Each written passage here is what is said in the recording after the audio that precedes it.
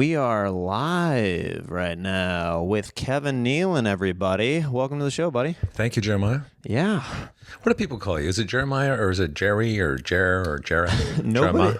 People have tried to call me Jerry for years, That's but bad. I nix it. You know? Yeah, that's bad. Yeah, it's not a good look for me. It's like my son's name is Gable, and sometimes people call him Gabe, and I go, oh, no, Gable, Like, Gable. Say the full name. Yeah, Gable. Gable. I named him the full thing for a reason. Yeah. But Did Jeremiah. people ever call you your full name? Kevinson? Kevinson? No. They usually just stop at Kevin. They usually stop at Kevin. But Kevinson is mostly in Asia. They'll say Kevinson. Kevinson. Yeah, Kevinson.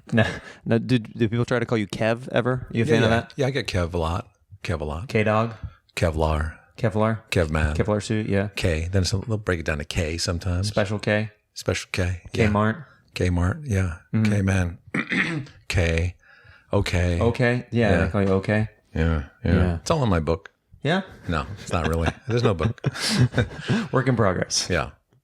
We were just sitting together recently at Mitzi Shore's memorial service at the Comedy Store, and you told me a pretty interesting story about what Mitzi told you whenever you were showcasing there to try to get past there back in the day.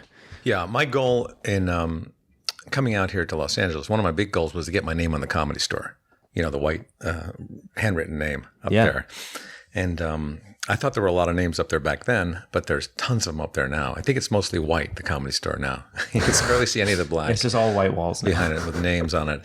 But yeah, and so I auditioned and several times and always did great. You know, I would get standing ovations and stuff. And she ultimately said I had to work other places. And I think it's because I was the bartender for 2 years at the Improv. But I was no longer the bartender there, but she thought I had an affinity to the Improv. This is back in the early 80s. Yeah. You know, like during that time when I'm Dying Up Here, that series that's out now, kind of took place, you know, late 70s, early 80s. Mm-hmm. So everybody was trying to get spots in these clubs. And my home club was mostly the Improv at the time. Because I bartended there, and that's where I would always go. I would go to the Improv. Probably showed you the most love there too, like working there and coming up. Yeah, it was more of a hangout too, because you had the bar out front, and then you had the back showroom, unlike the Comedy Store, where there was no place to really hang out. Yeah. At the time, but that was good. That memorial for her. I mean, I saw a lot of comics that I started out with that I barely recognized. Is that kind of surreal? It was surreal. It was like like a 40-year high school reunion. Yeah. You know? And then I saw my friends like currently that are doing the clubs, and I thought, wow, these guys are really young. These guys are really old. Did you feel like you were in a small pool of guys and girls who you used to kind of work with that you saw back in the day that you're like, oh, I'm one of the few that are still, I'm out like all the time, and because you're really good about being like, you do all the clubs, you do the Factory, you do the Store, and you do the Improv, and there's really only a handful of people, maybe, I don't know, that are in your class that I see like hitting it as hard as you. You know what I mean? Yeah. I mean, I try to stay engaged and go to the clubs and find out kind of be aware of what's going on and what the comics are doing and stuff, and what people are kind of connecting to. But, it's not to say that those other people that that aren't around anymore aren't doing well or not happy. They just kind of took a different path, and maybe they're living someplace else or whatever. They might be writing on shows and might be doing this or that. Yeah, but it was good to see them. And I had forgotten some of them. And when they showed up, I go, oh, yeah, that's right. You. That's right. I remember you. Yeah. But it's funny, when I first started doing stand-up, like I said, in the late 70s, 78, 79, early 80s, there was a whole different kind of, nationalities at these clubs. It was mostly Irish, Jewish, Black. Which you fit all of those criteria. That's all of my background, according to 23andMe. Right. Yeah. Mostly those types of people, from those backgrounds doing stand-up comedy. And then I got on SNL and I was doing Weeds, and I didn't really hit the clubs as much anymore. Although I never gave up stand-up. I was always doing it on the road, but not heavily like in the clubs in town. And then I started getting back into the clubs. And it was such a change in that like 20-year period. I mean, it was everybody at the clubs now. It was such a more of an international group of comedians because, comedy became more accessible to people and it became more of a career minded job, where when I started, it was kind of a real novelty kind of a thing, if you're going to be a stand-up, oh, really? You do stand-up? But now, of course, not everybody, but a lot of people are doing it. So I went back to the clubs. There's Indians and, Armenians and, every kind of nationality you could think of were in the club. When you're starting out, were friends and family like, oh, well, good luck. Yeah, that's... Right. Well, what I did was I grew up on the East Coast and I checked out the New York club scene and it was terrifying. The crowds were really tough and the comics were tough. Richard Belzer was like hosting the show and there's other New York comics on stage and the audience, all crammed in smoking. Yeah, get up there, Larry David was one of the comics, and Larry David always, he would, not that I went there a lot, but the few times I went there, I saw Larry David, and he would like call the heckler out to the street and get in a fight with him. Really? Yeah, at least the one time I saw that. I never saw them come back because he can't see the heckler because of the lights on the stage. Yeah. And he'd leave, and then he wouldn't come back. But so I came out to Los Angeles away from my family, so nobody could see me fail. And nobody could, but they're all very... So you can phone home and be like, "Oh, Mom, Dad, I'm doing great out here. Every night, just standing ovations." Yeah. But it was hard to come out here, and I gave myself 2 years to see if I made any progress. And how long had you been doing stand up on the East Coast before? Never. I never did it. Oh, so you came out here specifically, to do stand, and you gave yourself 2 years? 2 years. Yeah. I mean, I love telling jokes. I used to memorize the jokes in the back of the Parade magazine in the newspaper. They had my favorite jokes by the different comics that were popular back then, and I would personalize those jokes. And I'd go to a party, like a neighborhood party, just standing around. I'd tell jokes to my friends, but I make it like it was mine. Like there's one joke, I forget who did it, maybe a Stanley Myron Handelman or something. I would say to my friend, "Hey, did you hear about the guy who stole the fire truck downtown this week?" He goes, "No, really? Are you serious?" And everybody's standing around. They want to hear about it. I go, "Yeah, it was crazy, man." "Well, what happened? Did they get the guy?" "Yeah, 2 hours later, he was arrested by some guy who stole a cop car." And they go, "Oh." Kevin got us again. Yeah, he got us. So that was the only really stand-up I did. So I had to kind of come up with my own material and come out here and develop a style and, hit all the open mic nights. So you said you gave yourself 2 years. What was your breaking point whenever... Well, I realized before 2 years was up that I was not getting out of it. I'm staying with it. Yeah. I realized after the first time I got up at the Improv, for me, it was a very gradual, like anything I do, it's always gradual entrance, kind of observing, studying before just throwing myself into it. Mm-hmm. And I remember I went to San Diego first for a couple of months with a buddy of mine, and we worked as department store Santa Clauses. And that was like a temporary help job from Manpower. And then... he met a girl down there. They got married. I came up to Los Angeles a few months after that. And I was sleeping on a friend's couch in Downey. We were lifeguards together back in Connecticut. And he was a substitute teacher now out here. So he let me sleep on his couch. And I would drive into Hollywood every Sunday night to do the open mic night at the Improv. But I would gradually get into it. The first time I drove in, I would sit in my car outside and just look at the Improv. I was afraid if I got out of the car, I automatically had to go on stage. They would know it. Right. Like as soon as you set foot, like, "Hey, we need a comedian. Get in here right away." So then the next Sunday, I came back again. I got out of the car. I went into the bar area, and I gradually got into the showroom, put my name in the hat, and they would call my name, and I would look around like everybody else was for Kevin Nealon because I wouldn't get up. I was too scared. And then finally, the next time I went in, I got up there. It was like 1:30 in the morning, and there's 4 people left in the room. And they were drunk, and I got on stage, and it was the best ever. I had the best feeling, that was the stage that Freddie Prinze worked on, and, Richard Pryor and Steve Martin and all these people, and I was hooked.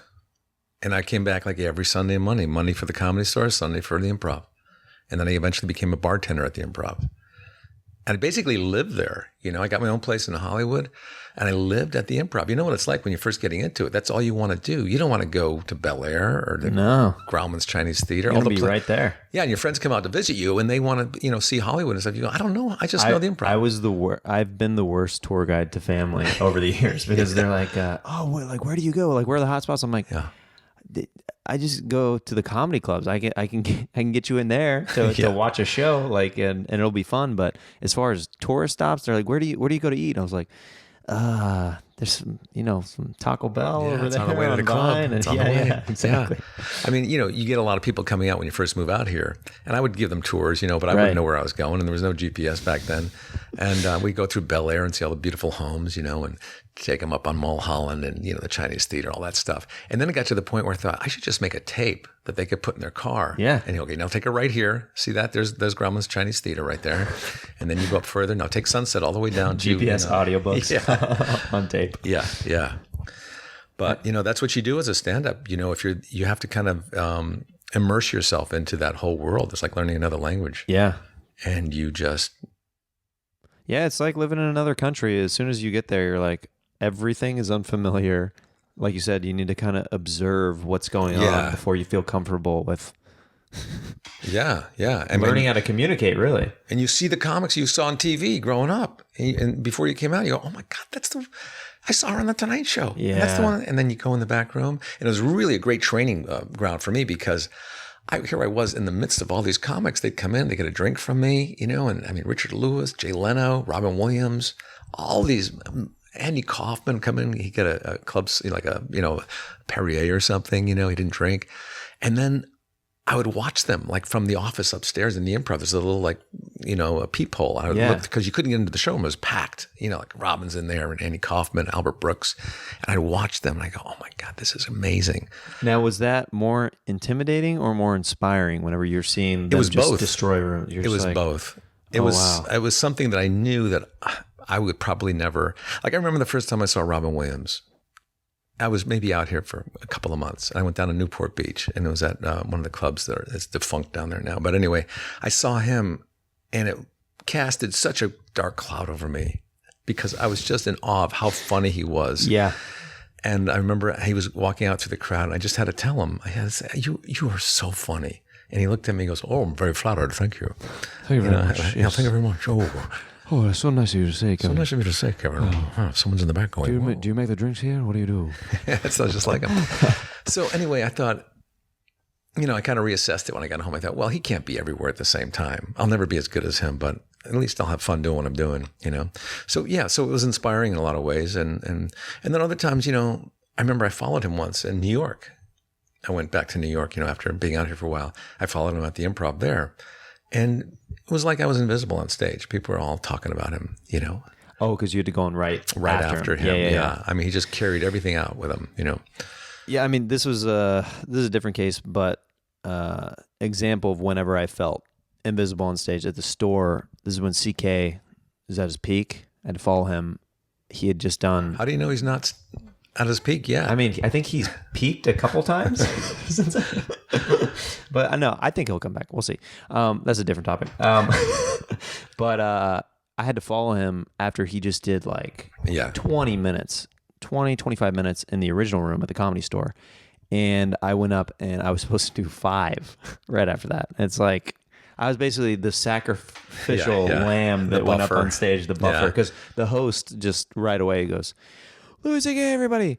All right, this next comic, Jeremiah. Like, they didn't even want to touch the mic. They wanted to get so far away from that. And I addressed it real quick, and I was like, yeah, that was cool. And then I spent the rest of my set just doing it, committing. And then there's some older comics in the back. They're like, hey, man, you did exactly what you could do in this situation. Were they the mafia, those guys? They were. They're peeking through. They're putting silencers on their assault rifle. Like, hey, the next time that happens without knowing, we'll pop them off for you. Don't give them your real name when you go up after someone like that. Just tell them, just tell them you're new in town, and what a thrill to follow this guy. Yeah, say anonymous. But that's the thing about that's part of building character as a stand-up. You have to do those things. Mm-hmm. You have to work on the road in these crappy towns and clubs. You got to follow the big comics, and that's how you become strong as a comedian, and I mean, that's a great experience to actually have that opportunity to do that, but just don't use your real name. Right. Definitely. I think your lifeguard buddy is actually calling in to the show right now. Is that right? Yeah. Let me see if I can get him on the line. Hello? Hello? Hey, is this Kevin's old roommate that's calling? Paul Barrows. Well, Paul Barrows. Paul Barrows? Is that what you're saying? Yes, sir. You have a very thick. What is that? What kind of accent is that? Barrow. It's from Alaska. There's a town up there called Barrow, Alaska. Oh, okay. Yeah, apparently my great uncle discovered that town. He built it. Oh, okay. He's an Inuit. You know, an Inuit. Like an Eskimo, right? Well, we don't call them Eskimos. Oh, is that not PC Yeah, anymore? or Oriental. They're not Oriental either. They're Inuit. Specifically Inuits. Yeah, they're Inuit that are into it. Okay. You know what I'm saying? Yeah, I get what you're saying. I So think. anyway, yeah, I was listening and I heard Kevin talk about sleeping on my couch out in Downey. Yeah. Hey, Kevin, I'm still in that same apartment. Kevin, did you know that he was still living? No, I did not. Hey, Paul, it's good to hear you. Hey, you too, buddy. I'm glad you're doing so well. Thanks, you too. And what are you doing now? I'm still substitute teaching. I'm still in the same apartment. If you ever need a couch to sleep on, come on out. You know, Downey is beautiful. No, I know it is. It is. And thanks for that, man. If I hadn't slept on your couch, I probably wouldn't be in the position I'm in now at Jeremiah Watkins' house. I never heard of Jeremiah. He sounds like a nice guy. I like the podcast. I usually go by anonymous on stage, so just in you case. do? Yeah. That's probably why you haven't heard of me. Yeah. Well, Paul, are you still working out? I know you were kind of a bodybuilder back then. Let that go to the wayside. Oh, really? That's too bad because you put a lot of work into it. Oh, yeah, it all went away. It was just for the girls, you know. And now I'm asexual now. I'm not transgender, but I'm just trans. You know what I'm saying? I don't really know what that is, do you? Yeah, Paul, I'm not really sure. I don't know. Now, it seems like you kind of were mentioning pretty hard that Kevin slept on your couch. Are you calling to kind of try to get something out of Kevin, or? Well, it's just like what he said. He said, if it weren't for my couch, he wouldn't really be where he is today. So I find myself partially responsible for his success. And to be honest with you, I ran into a little bit of tough times here. I got into trouble with a few people. Oh, boy, that's I can't tell you how often I get these calls from people. Really? In my past that kind of need a little help and you stuff. Slept on my waterbed. You borrowed a cup of sugar from me. Well, not only did he sleep on my couch, but my girlfriend was also sleeping on the couch at the same time. Oh, but that. Oh, see, I did not know that. Well, it is true. I don't know what your intention was, but it. So anyway, I'm calling you now to say that you have got a 27-year-old child living in Downey, who actually is sleeping on my couch. Wow, that couch is getting a lot of play. Yeah, that's a popular couch. Yeah, again, I get a lot of these calls too. I get the father of my son and this and that, but it always proves to be not true because we don't take the calls after that. Oh. Well, this is you could run the tests on it if you want. The DNA, whatever they do. But I'm happy for you still. God bless you. We named your son Blossy, by the way, Blossy. That's a very Californian name, Blossy. That is Blossy. Where does that come from? It's just I had a dog named Blossy once, and I missed the dog, so I want to get that name back into the rotation again. All right. Well, I'm glad you're commemorating the memory of a dog into Kevin's child. Yeah, that's nice. I hear that if you don't get out of parts of California, that you actually get Downey syndrome after a while. Yeah, don't say I haven't heard that before. Yeah, but that's. But I'll tell you, if you've ever been out to Downey, it's quite the community. We got a nice group of people out here. I heard you've got a fire pit out there now. We got a fire pit right in the town center. A gazebo too, right? They just installed that. Oh, we got a nice. Well, the gazebo burnt down from the fire pit. Oh, right. Well, they put them too close together, didn't they? Too close. You can't put the fire pit inside the gazebo because there's not enough ventilation. I mean, that's probably why they probably should have followed that zoning ordinance, but. Exactly. Well, we had the gazebo. We had it closed in. So there was not a lot of circulation for the fire Wait, so you didn't have a good view from the gazebo? It was just more of a shed? It was more of a shed. It became an octagonal shed, if you will. But not a loss to Downey. We got other things happening here. The great thing about Downey is you could get to Disneyland from here very quickly in Anaheim, which is about maybe just a mere 12 I think that's minutes away. really the only selling point of living in that part of California. They got a lot of other. Yeah, they got a lot of other stuff over there too. I've been out there. It's right off the 5 freeway. Right. Yeah, and you can get to San Diego a lot quicker. Not just Disneyland, but San Diego, Fullerton, all those places. Now, Kevin, are you sponsored by Downey to represent them on this podcast? Because it sounds like you're selling me on moving there pretty hard. The truth is, yes, I am. I'm working with the Downey Tours Board. And, and so far to this date, I've been with them for 3 years now. I have increased the population of Downey from, I think it was 895,000 to 899,000 people. Wow. In the mere 3 years. A solid $4,000. That's right. And a lot of them slept on my couch, before they got their own place. Paul, thanks for calling in. It seems like my pleasure, man. It's first time caller, long time listener. All right. Thanks, Paul. I appreciate it. Thanks, Paul. Good hearing from you. Yeah, you too. Your son's here if you ever want to see him. Okay. Bye-bye. Blossy, yeah. If you ever want to see Blossy, I mean, that could be fun. Yeah, right. Well, God bless him. Yeah, you ever wonder what people are doing that you knew from your past? Oh, yeah, for sure. Okay, you're from Kansas, so they're probably farmers, right? Nah, come on. You get that a lot, don't you? You know what's funny is the part of Kansas that I grew up in was the suburbs of Kansas City. And Kansas City? Yeah. Oh, yeah. I'm from St. Louis. Oh, yeah? Yeah. I didn't know that. I was only born there. Oh, okay. My father just finished up school, SLU, FedExed St. Louis you. University. Yeah, 3 weeks I was there. Hated the place. Got in the car and I split with the family. Grew up in Connecticut. But yeah, St. Louis is next to Kansas City, isn't it? Yeah, it's like 3.5 hours. Is it really that far away? Yeah, because I live on the Kansas side. I live on the border of Kansas City, Kansas, and Missouri. So it takes like 3.5 hours to get there. Typically I know all about geography because I've been on the road so long. Yeah. In doing clubs around the country. The only state I haven't been to is South Dakota. So I've never seen Mount Rushmore. But typically when somebody talks about a town, I can imagine it right in my head, like Springfield. Right. Like Missouri. I know exactly the whole layout, whatever it is, San Antonio, Austin, Seattle. I can go there in my head. But Kansas City, mental blur? Yes, I have. Yes, I have been to Kansas. In fact, I was just there. Oh, yeah? I was just in Kansas City. Did you play? I was doing a Gilda, a fundraiser. Oh, cool. For the Gilda. Gilda Radner. Yeah, for cancer. And it was at an old theater there. Do you know what I'm talking about? I think I know. Yeah, I think I know which one you're talking about. But I love, I think I used to see some concerts there back in the day. I used to work in a club there called Sanford and Sons.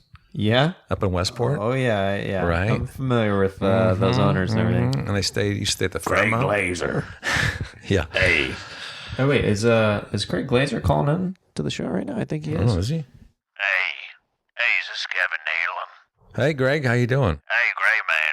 We just opened a fourth location in Kansas City. We're hoping to get you back on the show. Can you do a one-nighter for $250? I could, but now the other 3 locations, are they still open? We had to unfortunately close those down. We keep hopping around town a little bit here and there, but the King of Sting always got to keep on moving.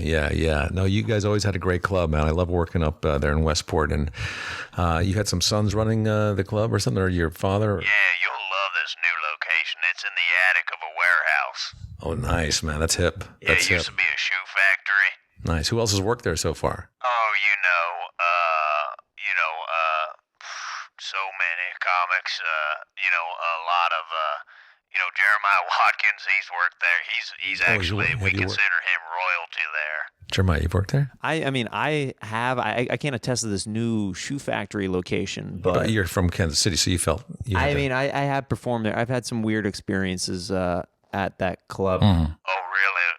Oh, California boy, now too good to come back home and play Kansas City, are you? No, it's not that. It's just like I've just had some weird experiences. At the club with family and people come to see me, and just the general setup there. And you do material at the top, which is not really material, so it sets a weird tone for the show. Some club owners just want to kind of be in the spotlight a little bit. I just want to get my yayas out, you know what I'm saying?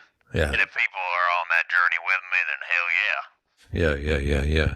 Well, we gotta let you go, Craig. But thanks for calling it. All right, you thanks. think about that $250 for that one nighter on a I will. Tuesday, Kevin. Okay. I will do that. Thank you. That's All very right. generous of you. We Thank already you. are advertising you, so your pictures on the walls and the marquee outside and on the website. Okay, that sounds good. All right. Thanks, man. Yeah, It amazes me how people take that. that I'll think about it, and then they They go ahead with it. They run with it. That club is funny. They were tweeting out that I was going to be there one weekend, and I hit them up immediately. I was like, "Yo, what are you guys doing? Like, I'm not there. And somebody hit me up later. They're like, oh man, I mentioned your name to them, that you played here before and that I'm friends with you, and they put you on Twitter. Anything. I was like, wow, okay. Yeah. Here we go. But I like Kansas City. That's the home. That's the a lot of fountains there and barbecue. City fountains. Yeah, barbecue. Do you remember any good barbecue they've had while you've been there? Well, no, I don't eat meat, so I don't go to barbecues. But Oh, really? Yeah. Oh, that makes sense. But I understand that all of the fountains there, they turned into grills. Kool-Aid. Wood pits. Grill. Yeah. To build for the barbecues. Yeah. Yeah, just fire pits, Yeah. But that's a good town to come from. I like Kansas City. I have some friends there. Yeah. There's good people there. Yeah. Let's get into this next segment called Pizza Party. Okay. Pizza, time for a pizza party. Now, we just enjoyed some pizza from Joe's Pizza, and you just told me that you don't eat meat, so we had a cheese pizza. Yeah. Which I just thought you were a cheese guy. Cheeseaholic? A cheeseaholic. Yeah.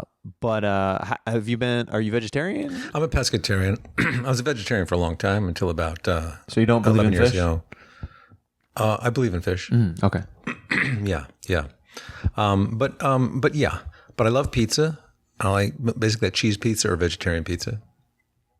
Or salmon pizza. Yeah. Did you have a New York spot while you were out there that you're like, this is my There was a place called John's Pizza down in the Village that I liked a lot. But apparently the best pizza was under the Brooklyn Bridge on the Brooklyn side that Frank Sinatra used to go to. Really? I forget the name of it, but you can't go wrong really in New York pizza, most of the places. There's a lot of those spots that are, it's cheap, but they're like, it's like $1 or $1.50 for a lot of those places. And if you need a quick bite, it's so affordable to just grab. Oh yeah, and it's already hot and it's ready. Yeah. And it's nice. There's one guy there. I used to go to this pizza place. I think it was on Broadway, and I ordered like a piece of pizza, and I wanted more than I had the peppers on there, please. Mushrooms, peppers and mushrooms, onions, and give me some like artichoke. No, I'm not going to give you more than three. More than three toppings, it ruins it. It makes it too complicated. Just 3 toppings is the most I'm going to do. It ruins the taste, he thought. Okay, all right, buddy, take it easy. There's this place called Blaze that you can load up as many toppings as you want. It's like a Subway of pizzas, and my pizza looks ridiculous whenever it comes out of the oven because I'm like, okay, could I get the sausage? Could I get the pepperoni? Could I get the jalapenos? Could I get the banana peppers? Scoop of ice cream. yeah, exactly. Could I get a stick of beef jerky? Your thin crust pizza becomes a deep dish pizza. Pretty much. Are you a deep dish pizza guy? I got into it a few years ago. I'd never had it before, but I had some Chicago, Lou Malnati's. That's really good. That's a meal. That's a meal in itself. Tony and I went through whenever we were on our tour in the fall. We called ahead and picked it up like on the routing. Yeah, and we literally. All 3 meals that day were one large pizza. For breakfast, we ate it. For after the first show, we ate it. And then late at night after we finished, like going out afterwards at the hotel room, we finished that pizza. And we were just like, oh, yeah. Crazy. They'll send you the pizza too there. They'll freeze it and send it to you, ship it to you. My buddy is from Chicago, and that's what his mom does for his birthday every year. That's great. Yeah, that's great. She'll send one of those to him. And what's your favorite place out here besides Joe's? I like this place called Lucifer's as well. Yeah. Have you ever had that? No. If you're into spicy sauce, really good. My favorite place, not only because I have invested in it with a friend of mine who opened it up. Okay. It's in Reseda. Called Pizza Hut. Now they've got a hand-tossed crust that is unbelievable. The stock has gone up and down over the years, but I think it's a pretty quality bite. No, this place is it's this like wood burning oven, and it's called Flame Pizzeria. It's 19309 Van Owen Street. Okay. And it's so good. And my buddy Rich Florzak owns it. And he makes all the pizza. And he used to be a personal chef to a lot of these big celebrities, and pizza was his specialty. So they have all these specialty kind of like pizzas there. They're so good, man. If you're ever out there, you should check it out. I like wood fire pizza a lot. It's a really different flavor and taste. Yeah. It depends on what homes you get the wood from too. When you start burning it, you make sure that the lead paint is not still on it. And also what endangered species you stole the wood from, because it really affects the taste of the pizza. Yeah, and don't take cedar chips out of like a stall, like a horse stall. Yeah, that's it puts a weird taint. Kind of a fertilizer taste. Yeah, taint to it. Yeah, a little bit of a funky chew to it. But that you're right though. But you can taste that wood burning pizza. The kerosene burning ovens aren't that great. No, not a fan. Not a fan of those. Are you a thin crust guy? I prefer thick, but I will mow down some thin. Yeah. Thin goes down too easy. Yeah, sometimes you just keep shoving. Like with New York pizza, I can bang out a lot of slices of that because it just feels like it's. How many slices can you eat on a regular sized pizza? I think there's 12 slices or 10 slices. Mm-hmm. Can you go through like maybe do half of them? I used to be able to, but I try to not eat to where I'm stuffed anymore. Like I used to eat whenever I was like starting out here in LA, the mindset was so different. It was like a bear. Survival. Where if there was pizza or somebody ordered something that I wasn't paying for, I would literally eat until I was You're like a squirrel. Stuffed and full. Yeah. Where I'm like, oh yeah, it was great, guys. Can I have another slice? And I would eat until I was almost sick because I didn't know the next time I was going to eat. Yeah. I was like, because I knew I only had like ramen at home or whatever. And I'm like, I can always eat that, It's funny how eating can be so emotional on so many levels. Like sometimes I eat when I'm stressed or I'm tired or I think I might be gay because, you think you're never going to. What was that last thing you just said? When I'm emotional, I eat. Oh, okay. No, but seriously, it's sometimes like if I'm about to leave the house, I have that same kind of a feeling that you do. Like, I feel like I should eat something. Yeah. In case, I'm stuck and I don't get home again. Well, what if traffic Yeah. piles up where you're stuck for a long time? Or when you come home at the end of the day, you think, oh, I'm home. I'm going to open up the refrigerator, see what we got to eat. It's comfort food, Oh, yeah. I mean, I'm a big comfort food guy. Like, where if I'm like tired or I'm just like emotionally drained, like, oh, some ice cream. Ooh. Oh, man. I used to sit and eat big bowls of ice cream with my father. At the end of the day, he'd come home from work. We'd sit in front of the TV on our couch and watch. I remember watching Monty Python with him. That's the first time I ever saw Monty Python. We'd sit there with big bowls of ice cream with like the butterscotch topping on it and chocolate syrup and bananas and whipped cream. And then we finished that and we'd go up and get more ice cream. It's crazy how much we ate. Was Monty Python one of your first influences that like you and your dad bonded over, like watching? I do remember watching that with him and discovering it at the same time, and we both kind of liked it. But we used to watch a lot of things together. But Jerry Lewis movies were probably the first like funny things I remember seeing, and Elvis Presley movies. The comedy in an Elvis Presley movie. Yeah, because I was a big Elvis fan. But yeah, Jerry Lewis, Monty Python, Benny Hill. My father kind of liked Benny Hill. Mm-hmm. It was kind of silly. And but we never watched SNL, Really? Because that came on in '75. That right. was the first time it started airing. But and when you said you came out to California I came out here in '78. Okay, so you hadn't watched the show like at all, like during that time, and it's like whenever it was like really hot. You know what? I think I did. I remember being in LA watching it and always falling asleep and waking up when they're saying the good nights. You know what I mean? I remember that as when I was younger, I would sometimes I'd be so excited to watch it, but then like I'd wake up and For some reason, the goodbyes woke you up. Always, every single time. But the thing, I was more of a stand-up guy. I wasn't really interested in sketch comedy. I just wanted stand-up. Yeah.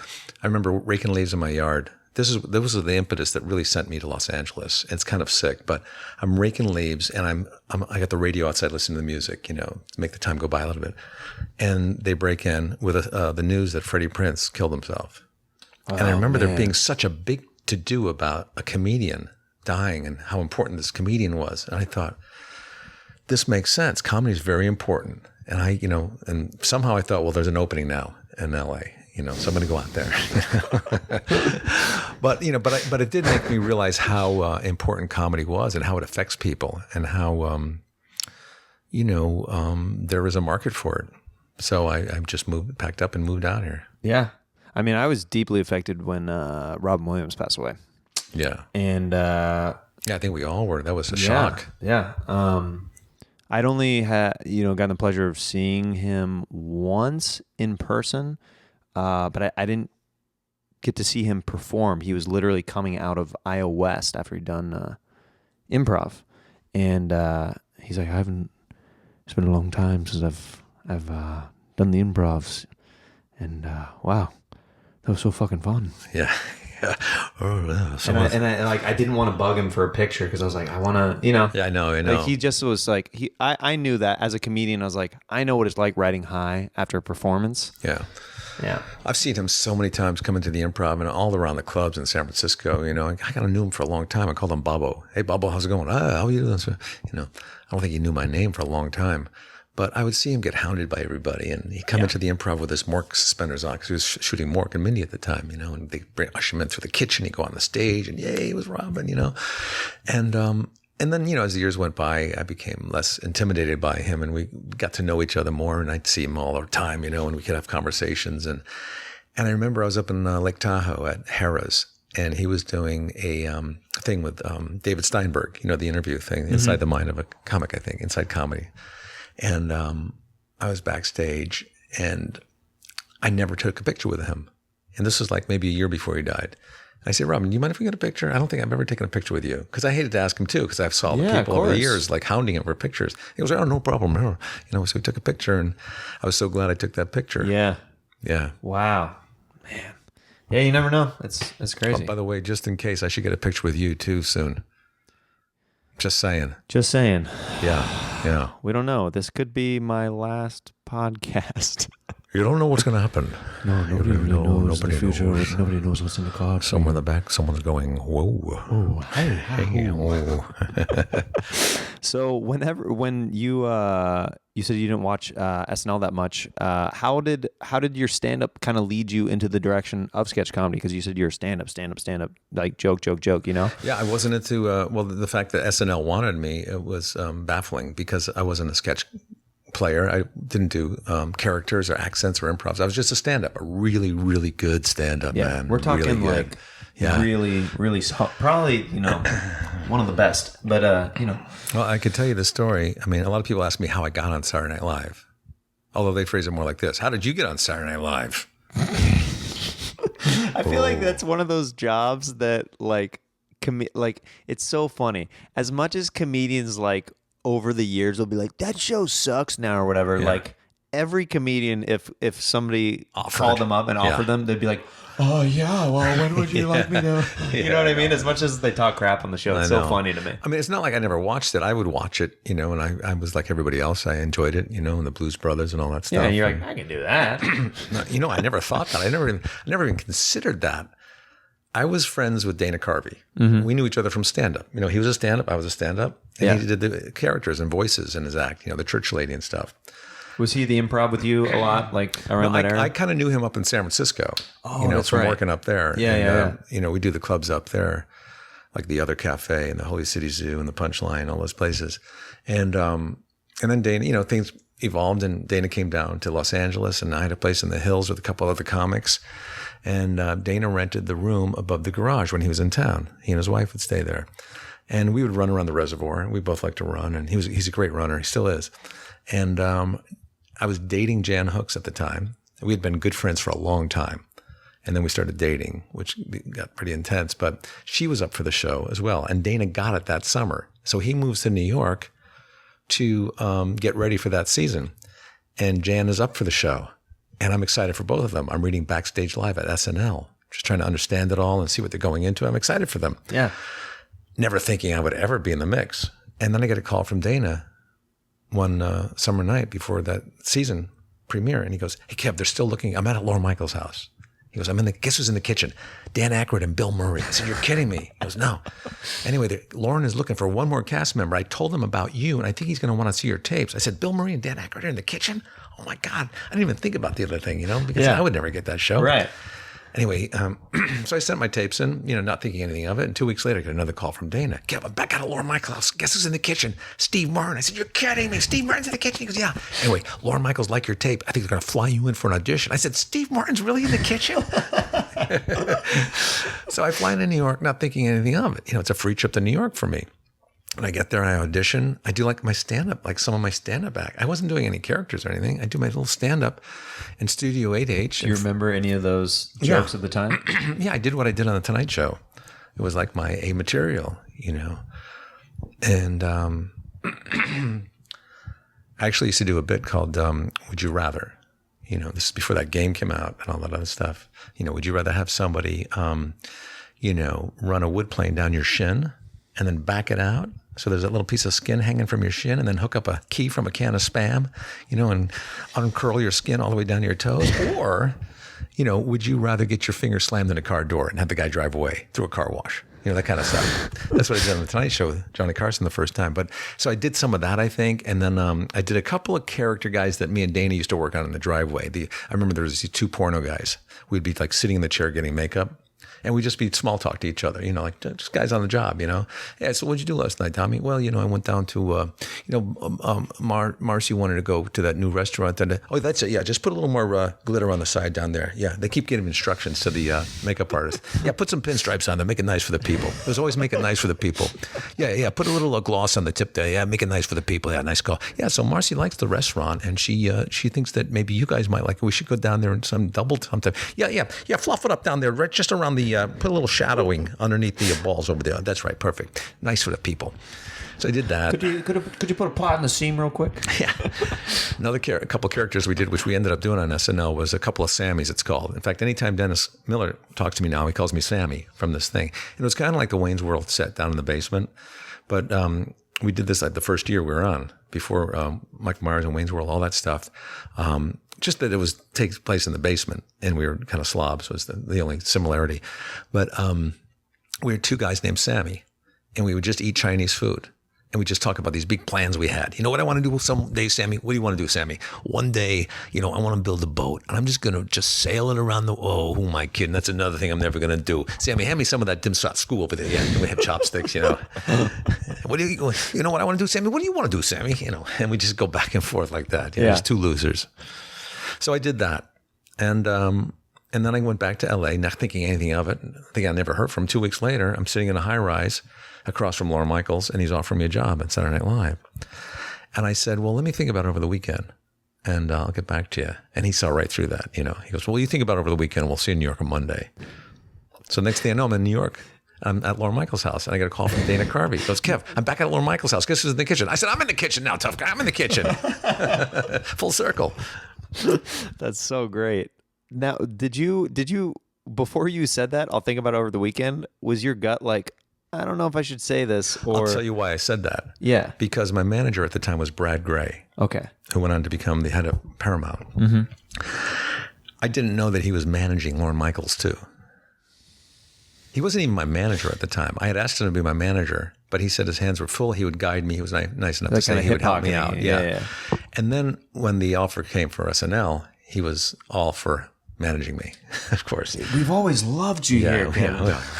So Lorne gave the big spiel about SNL and what was going on with the show. This was right before it almost got canceled in 86.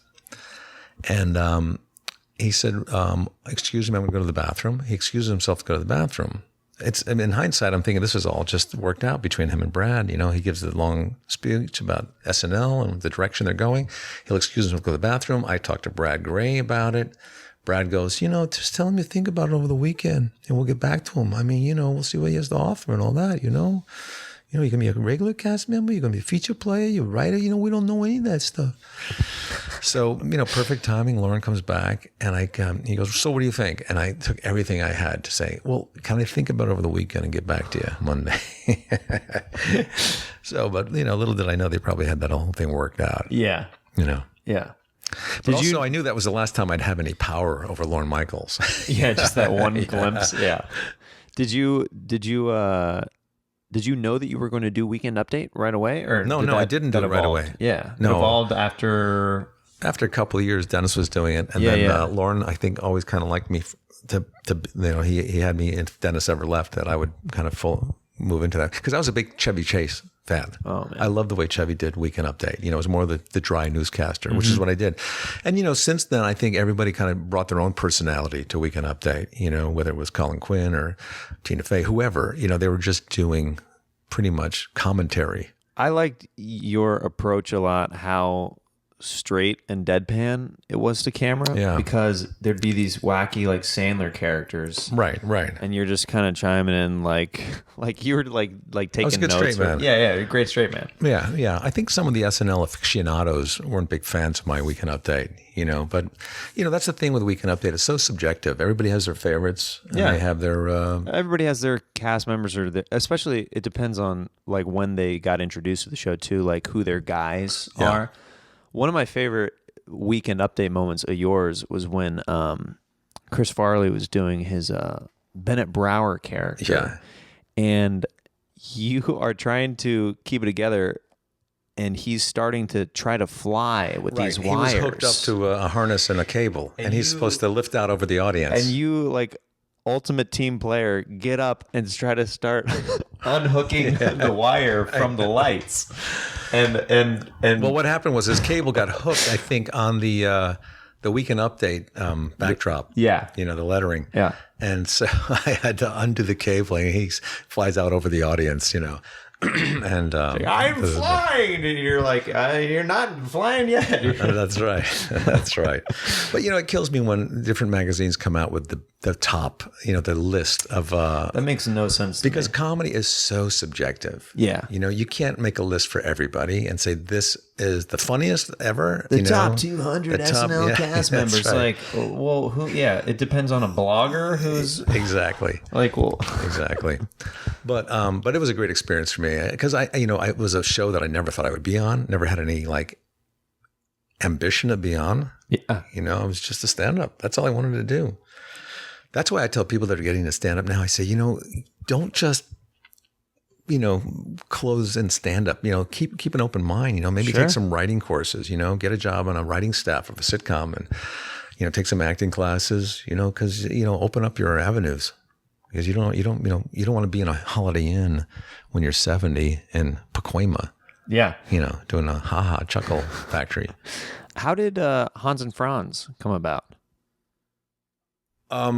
This was the second season of SNL. Dana Carvey, myself, and Dennis Miller, we were on tour. We were doing a little SNL tour, like the first summer after our first season on the show. I mean, is that some of the coolest like road gigs you've ever done? Oh, it was fun. I with your buddies? videotaped it actually. Oh, yeah? Yeah, way back then I videotaped it, and I have all these videotapes of our tours. Travolta even came to one of our shows. We flew back on his jet, And You're like first season, right after first season, you're like, this is insane. What's happening? We're on Travolta's jet. We're touring with buddies across the country.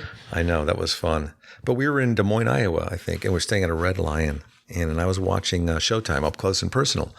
And they were interviewing Arnold. And they say, Arnold, what do you do when you come into town? He goes, well, first thing I do, I like to slip into the nice light cotton shirt that I brought with me. I go out in the town, something like that. And then when I get back to the hotel, I slip into the nice light cotton sheets, So I called Dana's room. I said, Dana, you got to watch Arnold on Showtime. It's so funny, his accent. So we watched it together. And for the rest of the tour, we're just talking like him, And the beginning of next season, we came up with the Hans and Franz characters. Because I used to live in Germany, so I kind of knew all the names and we thought they're just two bodybuilders that were just so proud of themselves and would berate everybody else, but never actually did any work themselves. They were pathetic losers, basically. Most of the characters on SNL, when you think about it, are pathetic losers. Oh yeah, if you think about it real hard, like it's overconfidence that's like compensating for that's stuff. Right. Yeah, that's just right. Very delusional. Two wild and crazy guys. Yeah, they think they're going to get laid all the time. Yeah. Yeah. So that's basically how we came up with that. And then we did it once on SNL, and it had a nice kind of it wasn't a recognizable thing because nobody's seen the characters before, but they were, appreciative. And then we let it go for a while. And I said, Dana, we should do Hans and Franz again, And we wrote up another one. And when we came out, the place went crazy. They loved the characters. It was funny how to watch the popularity of characters evolve in that show. Yeah. Because you really have to trust it and give it at least a second chance. Do you think that the writing has changed a lot over the years? Like where I feel like on the air of SNL that you were on, it was very stand-up driven.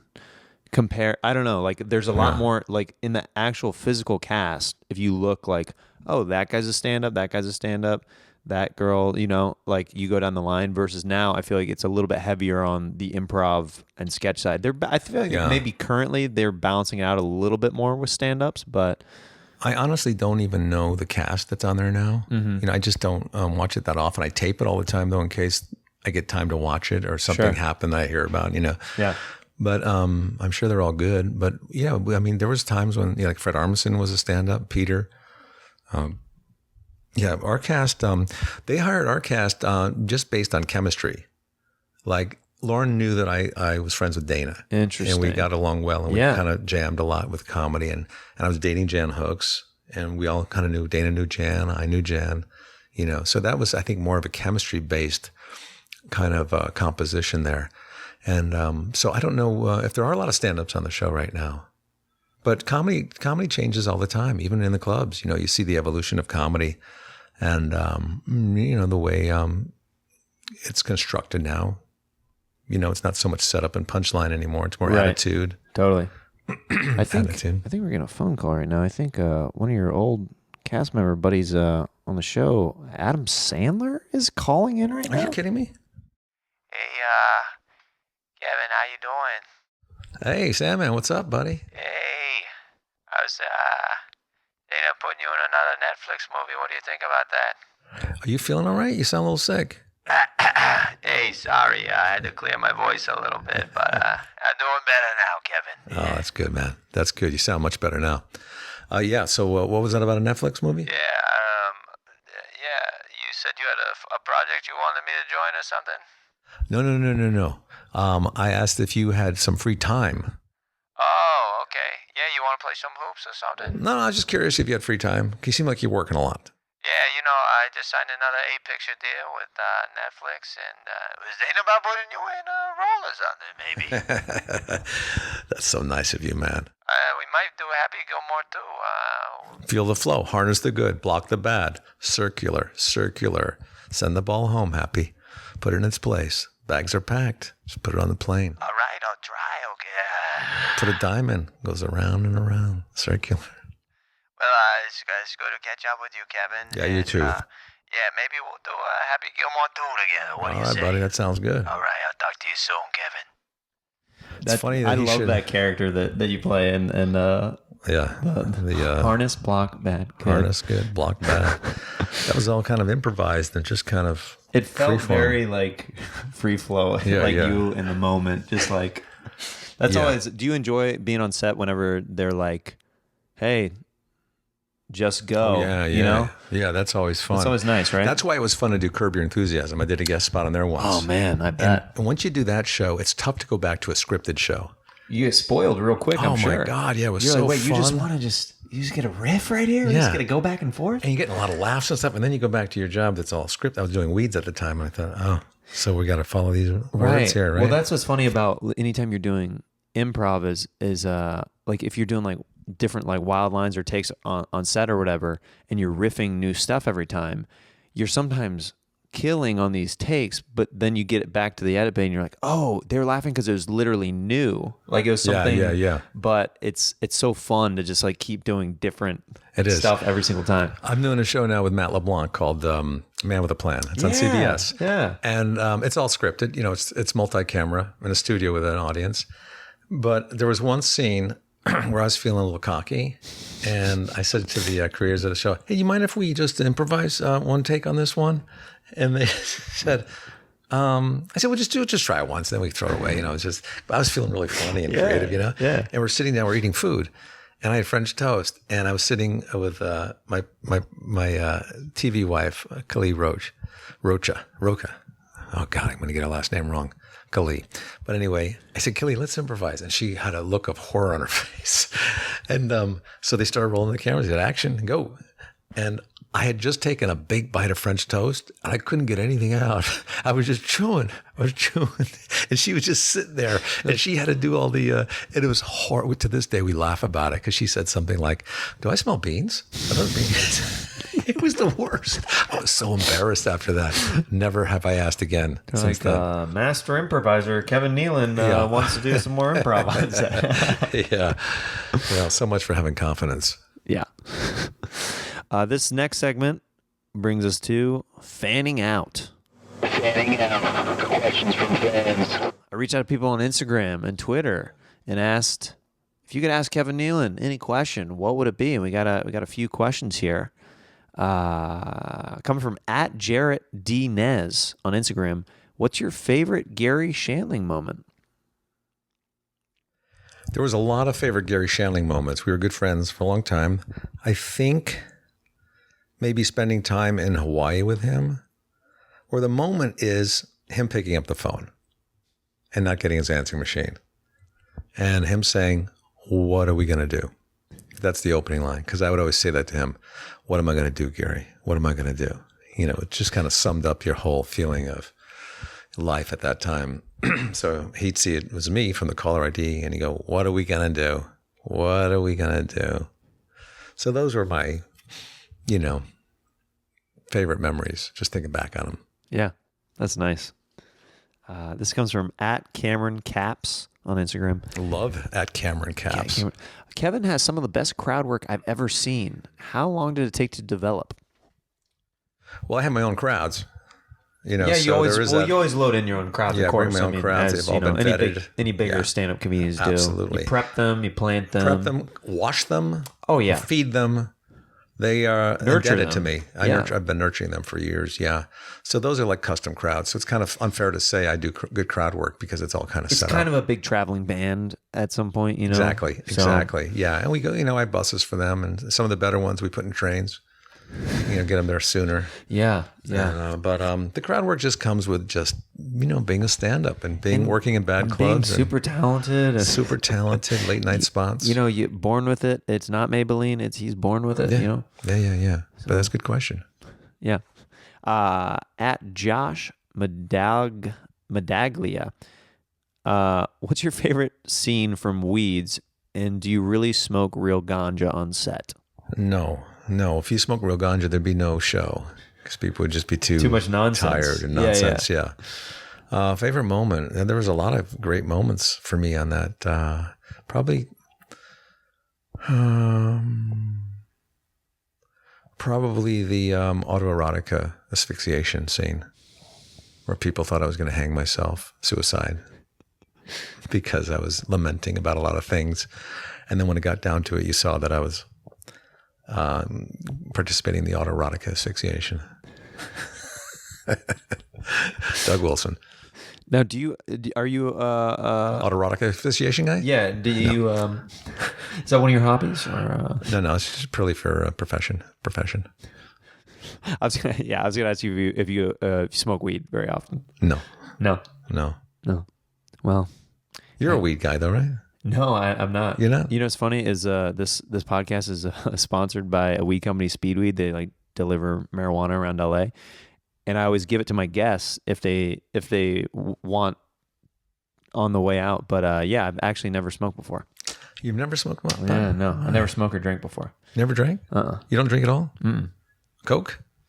Only Coke. It's Coke and heroin. This is just a nose for Coke. It's funny. I see those billboards around town, like, we'll drive the weed to you. Yeah. I mean, it's like, how much more lazy does a pot smoker have to be, Well, now you can get food delivered. You can get weed delivered. Yeah. And, Amazon. You could get products delivered to you. Yeah. You can get sex doll delivered. You don't have to leave your... And you know what? It's not so bad being, in a wheelchair these days. You get everything that comes delivered. To you. Yeah. The ramps delivered to you. That's not true. It's not true, guys. I'm very grateful.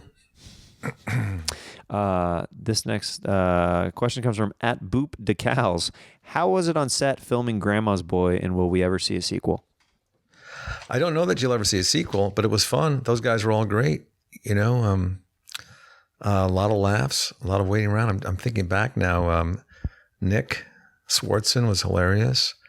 Jonah Hill, Florence Henderson. Mm-hmm. Wow, it was amazing hanging out with her. And you would think she was like from a fraternity. She was a little Sailor-esque when it came to the cursing. Oh yeah. Yeah.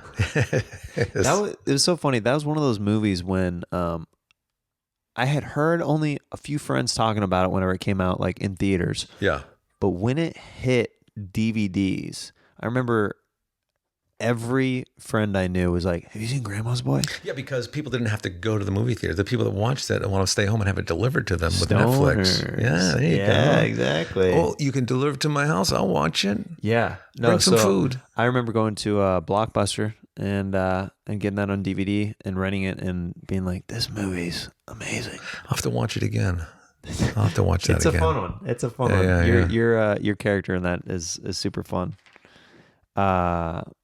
At Jeff Bassman, do you sit down to write or record into your phone? What's your writing process? I keep notes on my phone during the day. If I think it's something, I'll write it on my phone, and then I'll try it when I get on stage somewhere, or I'll I don't sit down and write that often. I should, but I don't.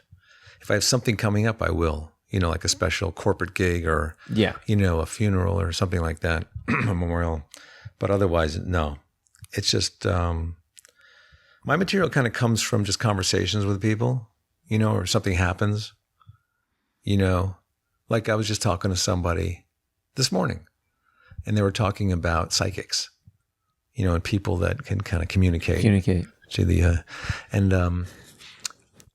and she was talking about some psychic who prepares you for death, when you're about to die. They'll kind of talk to you and tell you about the other side and all that stuff, And I said, well, that's sort of like the Ellis Island of psychics, you have to go through her to get into the. Yeah.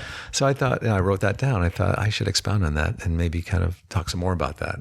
A psychic broker. Yeah. Listen, you're not going to want to go to that psychic over there. You're going to want to give me a little bit of a cut because I know what she might be saying, and Don't you might like the results a little bit more if you go to that girl on the corner over there, New Orleans back alley. We talking psychic or streetwalker? Oh no, psychic. Okay, psychic. Yeah, gotcha. At Robbie Goodwin, how much did you collaborate with Sandler? Got any good Norm stories? That's always the two-parter, right? Did not collaborate much with Sandler. Sandler and Spade and Tim Meadows and Chris Rock. They had an office on the other side. They came later after us on SNL. Yeah. So they made them an office. It was like a little duplex office on the other side of the wing that we were at. So you had to walk down the hallway and go through the writers, like the where we did the table reads, and down another hall to get to their office. And they were kind of like, it was kind of like the dorm there, the college dorm. Right. They had crap everywhere on the floor. It was a mess. Playboy magazines everywhere. Chris Rock had a clean office, with Malcolm X posters on it and stuff. But those guys like Farley, Spade, Sandler, and Tim Meadows, they were just Is it porn on the floor? It was just, like porn magazines. That's and so stuff. funny. Yeah. And welcome to work. Okay. Yeah. To pick your, as you sit, wait for. But Sandler would write some really good sketches for me on that show, that he included me in. Like what was it called? Bellissimo, the restaurant, I think it was called. Oh, I'm not sure. Maybe with, yeah, where all the waiters were hitting on my date. Oh my goodness. Yeah. And then there was a ski lift one. Yeah, Bellissimo. Yeah. And then, when we do movies now, we ad-lib a little bit and kind of mash a little bit. But mostly he's doing the writing. It's like you and Kirstie Alley? Is that Kirstie who it was? Alley, yeah, right? Yeah, that sketch? Yeah, that's... Yeah. And then Norm, what was the question about Norm? Any good Norm stories? Oh, Norm stories.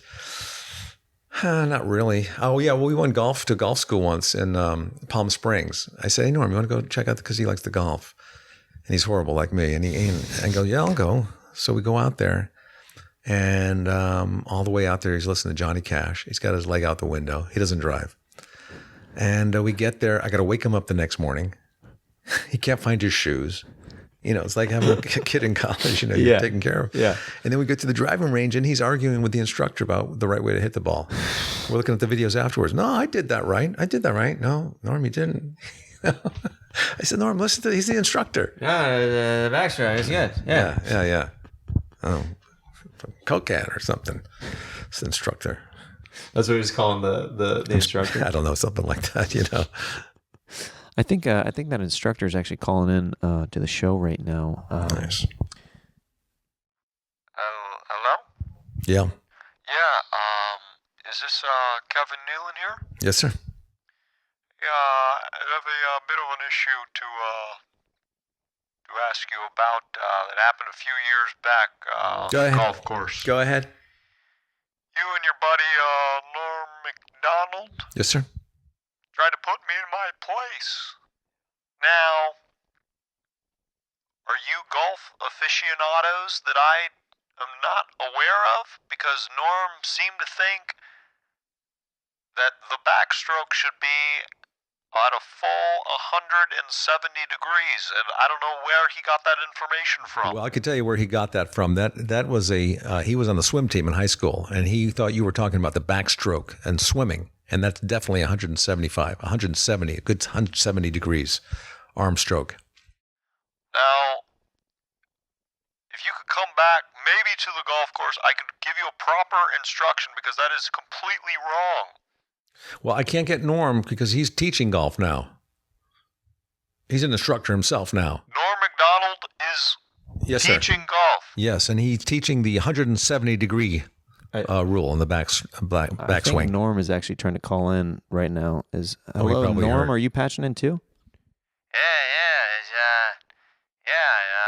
Norm's school of golf, yeah.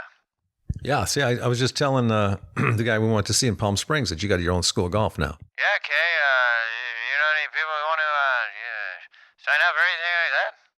Well, I haven't asked, but I'll check around. You still teaching that 170 backswing? 170 backswing, cha-cha-ching. Nice, baby, nice. The moneymaker is, I guess is what you call. Okay, you need a license to teach golf, actually, and I'm going to check in with the authorities and make sure that your license is removed immediately, Norm. Okay, Well, I don't think it's the authorities. I think it's more the officials that he's going to check in with. yeah, this guy doesn't even know his own terminology here. What kind of a teacher could he be?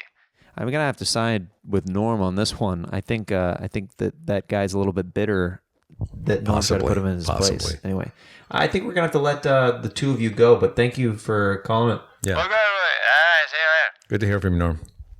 Anyhow, it was strange that guy held on to that memory for so long that it has been bugging him. That Norm. Yeah.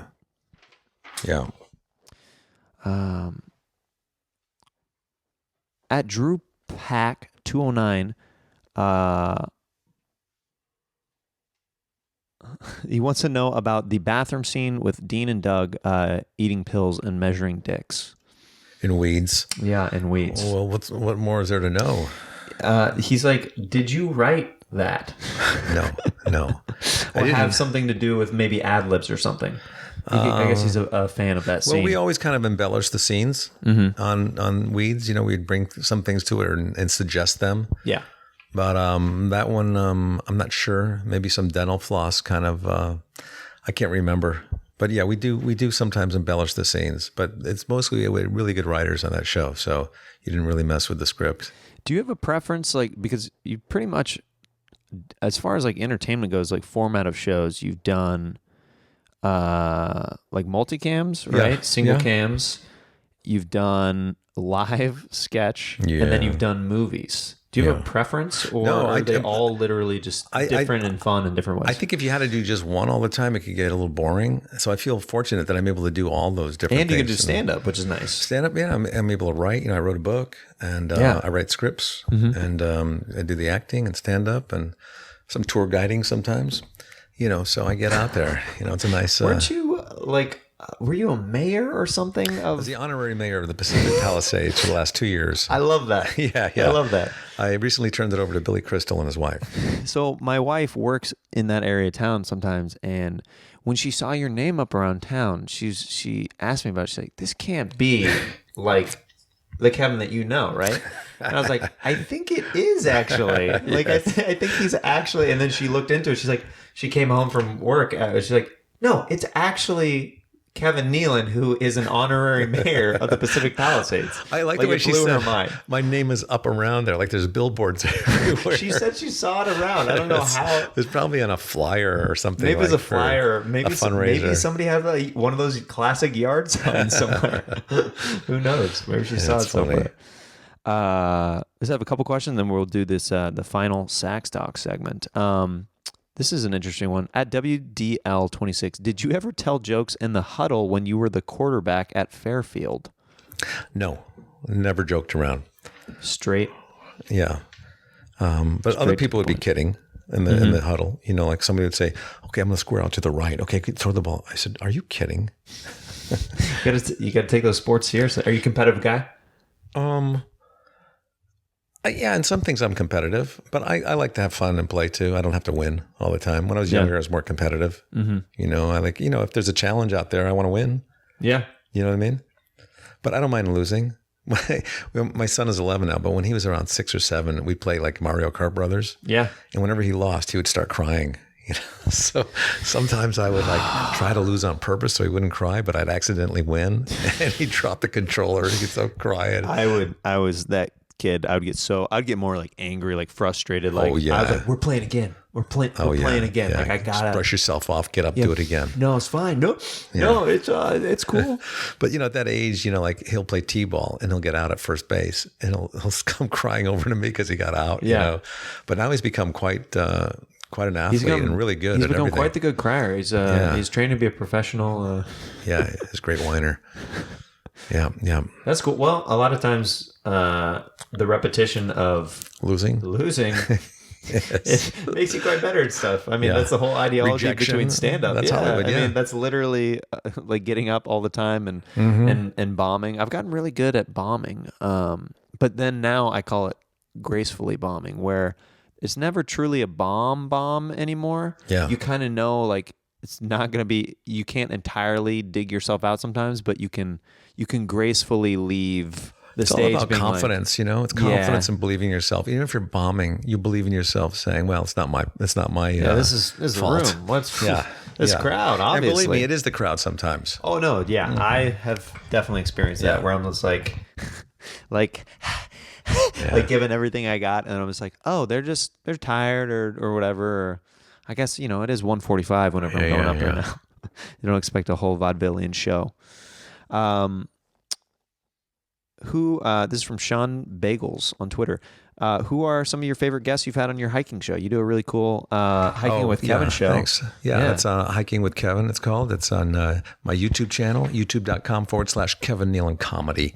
I've had so many great, I can't say there's one favorite one because everybody's it's been an eclectic group. I mean, I've had everyone from Conan O'Brien to Adam Sandler, Tiffany Haddish, Owen Wilson, Robert F. Kennedy Jr., such a great, I've done 31 hikes and now I'm starting a second season now. I'm starting to bank some of the hikes now. So I'm not doing it week to week on last minute trying to get people. Yeah. It's sometimes hard. Yeah. I got to get the honorary mayor of the Palisades to come and hike with me, So I've been excited about that, but yeah, I'm glad they like the show. And it's funny, it's fun to watch a show evolve and get popular. I mean, this happened with Weeds. I would do the clubs, wherever I was in the country. And I'd say, have you guys seen Weeds yet? Get a smattering of applause. Second year, you guys see Weeds? More applause. And then more and more, people were loving it. And it's the same with this hiking thing. At first it was like a smattering, and now it's a lot of people. I'd say about a third of the room has typically seen the hiking show. Oh, that's so cool. Yeah.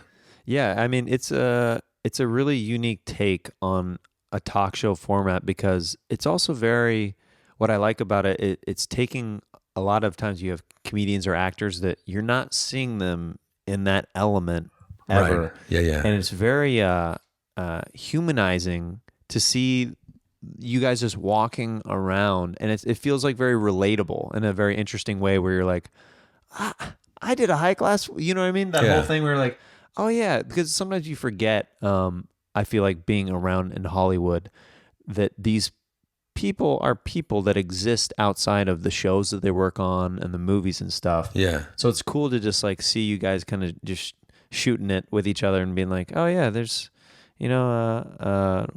Like, oh yeah, I've been on this hike before. Like I go here with my Yeah. kids or my family. Or Yeah. It's like when you're watching a golf tournament and you've golfed in that course before, you go, oh, I know this hole. Yeah, I know Right? this hole. But the funny thing about hiking with people is, and I've noticed this from, when I've just hiked normally, I like to hike. I'm not like a huge hiking guy, but I like to hike in the canyons to get some exercise around LA. But when you're walking by people, the conversations you pick up, various people. And people, I think, when they're outside like that walking, there's an endorphin or something that happens where they want to talk and they're much more open about things. And that's why I think this show is working so well for me is people are happy to talk. And when you're walking in the fresh air and talking, you just are in this stream of thought. Yeah. Yeah. I just did a hike with my wife in the Calabasas area. I forget where it was exactly. It was some hike with like river rocks and stuff like that. But the conversations I heard that were undocumented of just strangers walking by, they're like, yeah, I don't know, my agent just like won't close the deal. Like, Yeah, I know. you know what I mean? Like you hear stuff that you pick up and like, I'm trying to get away from that on this hike, but like you still hear Hollywood crosstalk like and chatter in the background. I heard this couple, it must have been a married couple, they passed me. And I heard the guy say to the wife sheepishly, honey, you think it's okay if I golf tomorrow? The wife said that to the husband? No, the guy said it to the wife. Do you think it's okay? My uncle, he's like been an amateur golfer his entire life and done a bunch of different tournaments and stuff. And he's like, he told my now aunt, she the day before they got married, he's like, nothing changes with my golf whenever we get married.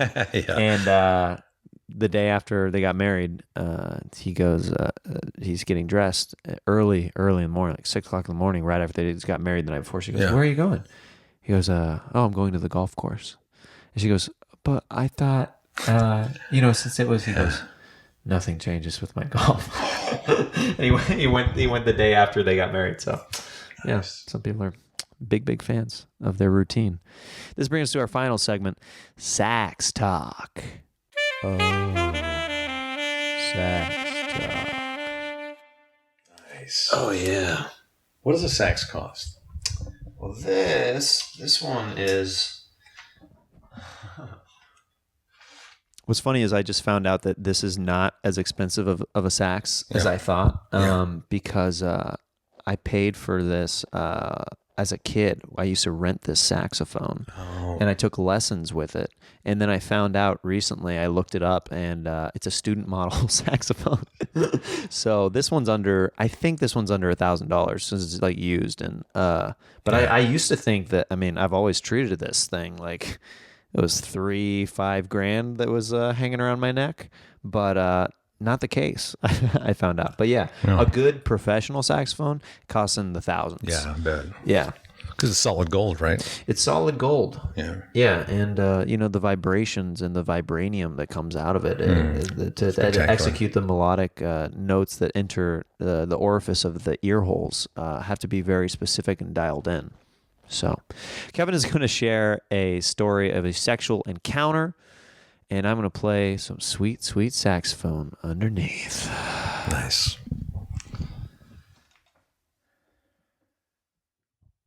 Now, so this isn't like, a crazy sex story, but it was like coming of age.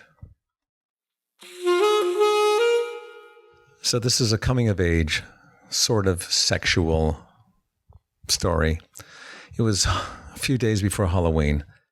I went on a hay wagon ride with this girl that I really liked, and I never really dated before or made out with somebody. And we're on the hay wagon ride, and we're going along. Everybody's happy, and it starts to get dark. And soon people are starting to branch off, neck a little bit, and they're, getting into it. And I was sitting with this girl, still talking, and we both see, it's very obvious that everybody is kind of branching off and doing their thing. And it got to the point where I thought, I gotta kiss her. I can't just sit there and watch everybody making out, And so I kind of, got my nerve up, and I went in to kiss her. And I closed my eyes to go kiss her, and I missed her mouth. And I didn't know it at the time, but I was kissing her eye. And I remember I still have my eyes closed and I'm kissing her eye and I could feel the hairs from the eyelashes on my lips. And I'm thinking, oh my God, she's got like a mustache or something maybe, you know? And she wasn't, I don't know if she was fighting me or what, I was just so determined to kiss her. And then I felt the eyebrow hitting my nose. And I thought, man, this is like the crazy, those nose hairs maybe. And that lasted maybe 20 seconds. And then I pulled away and I saw that I had kissed her eyeball and she couldn't open her eye. It was like, because we had just like eaten cotton candy or something and she had all kinds of like sugar and stuff in her eyeball. And I was really embarrassed, man. I was so embarrassed. And we had to just kind of ride it out for the rest of the trip, another 10 minutes while everybody else made out. And I had to help her with her eye. Never saw her again, but I think she has like 5 kids now.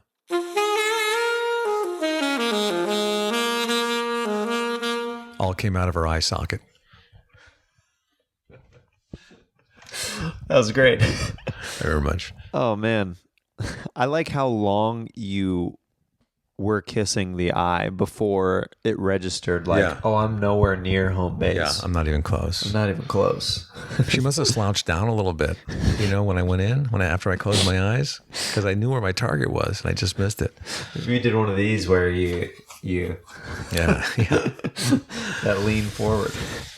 Well, Kevin, dude, thank you so much for doing the show.